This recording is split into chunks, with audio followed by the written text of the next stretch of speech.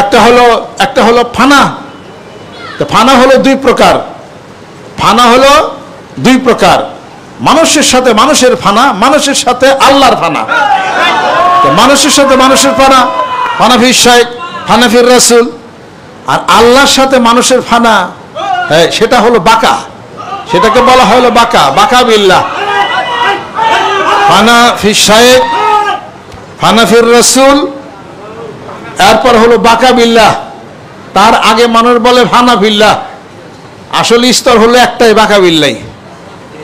বাকা বিল্লাহর স্তরে যখন সে পৌঁছিয়া যাবে, এটার মধ্যে বাকা বিল্লাহর স্তরে যখন মানুষ পৌঁছায়, তখন আর জাত কাজ করে না। আল্লাহর সাথে যখন ফানা হয়, বাকা হয়, তখন কোনো জাত কাজ করে না।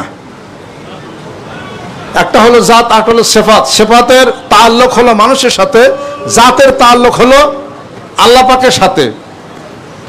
যে তরিকতের রাস্তার হিসাবপত্র যে খেয়ালই করতে পারবে না, সে তো জিহাদের বক্তব্য সোজা বুঝবে, এই বক্তব্য তার জন্য কঠিন হয়ে যাবে। এই বক্তব্য বুঝতে গেলে অবশ্যই তার সাধনার দরকার। তারই না,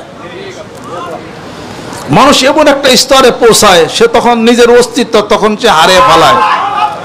নিজের অস্তিত্ব হারিয়ে ফেলেই তো মনসুর হালাল বলছিলেন যে আনাল্লাহ। নিজের অস্তিত্ব হারাইছেন, বলছেন যে আনাল্লাহ, আনাল হক, আনাল হক। খোদাই দাবি করা নাই, কিন্তু তার অস্তিত্ব সে হারিয়ে ফেলছে। এটা নিয়ে সমাজে কত কিছু হইল।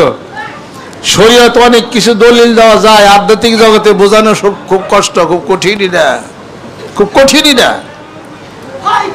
এই জন্য তো সে বলছেন আশিক হলে মাসুক মিলে, হায় রে মনসুর হেল্লা যে আবার আনাল হক বলে,